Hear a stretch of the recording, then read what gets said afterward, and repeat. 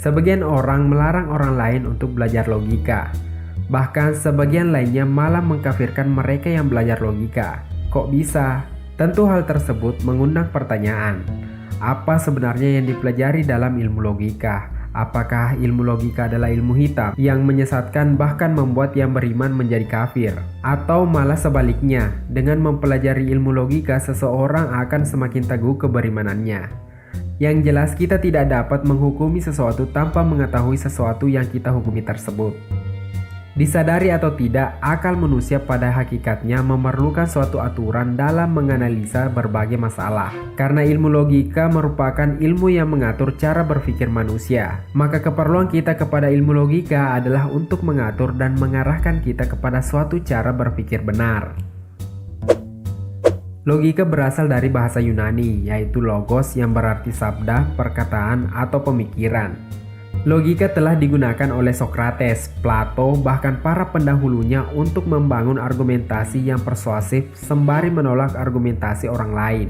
Namun logika dipahami sebagai suatu ilmu yang sistematis dikarenakan upaya pemikiran Aristoteles. Itulah mengapa Aristoteles dikenal sebagai bapak logika. Dari Yunani, logika kemudian diadopsi oleh berbagai budaya, daerah, dan bahkan agama. Di Yahudi kita mengenal berbagai filosof dari yang tidak populer hingga yang paling populer. Thomas Aquinas, pendeta sekaligus filosof zaman pertengahan, mencoba memadukan agama Kristen dengan filsafat, termasuk logika yang merupakan bagian dari filsafat.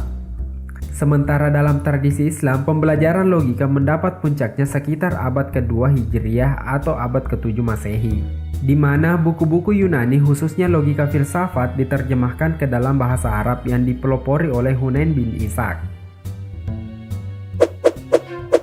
Objek kajian atau hal yang dipelajari dalam ilmu logika terbagi atas objek material yaitu pikiran dan objek formil yaitu aturan berpikir benar.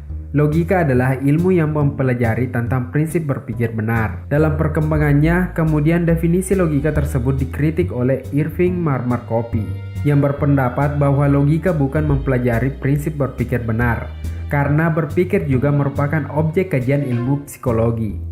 Berpikir adalah proses kerja akal untuk mengetahui sesuatu yang belum diketahui atau untuk memperjelas pengetahuan yang samar. Mengingat, melamun dan merenung tentu merupakan bagian dari aktivitas berpikir yang bukan termasuk objek kajian logika. Aktivitas yang merupakan objek kajian logika adalah penalaran.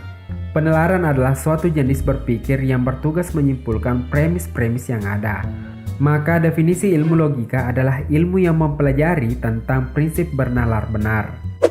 Apakah pengetahuan dan ilmu adalah dua terminologi yang memiliki satu makna yang sama? Knowledge atau pengetahuan adalah hadirnya realitas yang ditangkap oleh akal. Misalnya realitas batu. Apa saja yang ditangkap akal terhadap batu, itulah pengetahuan kita tentang batu. Pengetahuan kemudian terbagi ke dalam pengetahuan yang masih sebatas konsep atau gambaran atau belum dapat dihukumi, seperti pada proposisi batu itu atau jangan batu. Dan pengetahuan yakin yang sudah dapat dihukumi, seperti pada proposisi batu itu hitam atau jangan memakan batu. Seyakin apapun kita terhadap suatu realitas, seperti pada proposisi batu itu keras, namun kita belum menemukan alasan detail mengapa batu itu keras, maka hal tersebut masih dikatakan pengetahuan, bukan ilmu. Jadi pengetahuan merupakan suatu informasi universal yang tidak sistematis. Sementara ilmu adalah informasi yang partikular yang sistematis. Dalam logika modern, ilmu terbagi ke dalam ilmu a posteriori dan ilmu a priori. Ilmu a posteriori merupakan ilmu yang diperoleh dalam pengalaman indrawi atau eksperimen empiris, seperti ilmu kimia, kedokteran, ekonomi, sosiologi, dan ilmu ilmiah lainnya, baik yang bersifat alamiah maupun sosial. Sementara ilmu a priori adalah ilmu yang diperoleh tanpa pengalaman indrawi dan eksperimen empiris, namun bersumber dari akal sendiri seperti filsafat, hukum, etika, termasuk pula logika. Pengetahuan dapat kita peroleh melalui apa yang disebut alat atau instrumen pengetahuan. Kalau dalam musik, instrumen musik adalah gitar, drum, trompet, dan sebagainya. Instrumen adalah sesuatu yang dipergunakan untuk memperoleh sesuatu yang lainnya. maka gitar adalah alat yang digunakan untuk memperoleh musik. Lalu apa saja sih instrumen pengetahuan? Yang pertama, panca indera. Tahapan pertama sekaligus yang paling sederhana untuk memperoleh pengetahuan adalah melalui panca indera. Kedudukan kelima panca indera ini sangat penting dalam proses memperoleh pengetahuan. Meskipun indera penglihatan dan pendengaran seringkali disebut sebagai indera yang paling penting. Namun kata Aristoteles, kehilangan satu indera sama dengan kehilangan satu ilmu pengetahuan. Orang yang buta tentu tak akan dapat melihat warna, sebagaimana orang yang tuli tentu tak akan dapat mendengar bunyi. Betapapun pentingnya, indera terkadang memberi pengetahuan yang salah, seperti kayu yang bengkok di dasar air ternyata lurus ketika diangkat ke permukaan. Itu berarti dibutuhkan instrumen pengetahuan lain yang dapat menutupi kelemahan dan kesalahan indera. 2. Alam hayal. Alam hayal atau imajinasi mampu menangkap bentuk-bentuk sesuatu dan warna yang diperoleh dari indera. Gunung emas yang tak ada di dunia nyata dapat tertampung di alam hayal. Bidadari bersayap yang tak ada di dunia nyata dapat terbayang di alam hayal. Itu semua dapat terjadi karena alam hayal juga berfungsi menggabungkan bentuk-bentuk segala sesuatu. Fungsi yang lain yaitu membandingkan. Ketika kita membandingkannya di alam hayal, contoh, pohon kelapa lebih tinggi dengan pohon jagung. Seniman seperti Picasso dan Leonardo da Vinci sering menggunakan imajinasinya. Bahkan Wright bersaudara mengawali rancangan pesawatnya di alam hayal. Mereka menggabungkan bentuk burung serta teknologi mesin dan besi.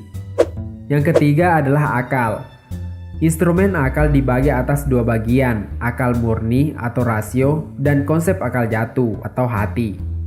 Perbedaannya terletak pada apa yang diperolehnya. Hati menangkap hal-hal yang sifatnya partikulir, subjektif dan relatif seperti perasaan senang, sedih, lapar, cinta, benci, dan marah.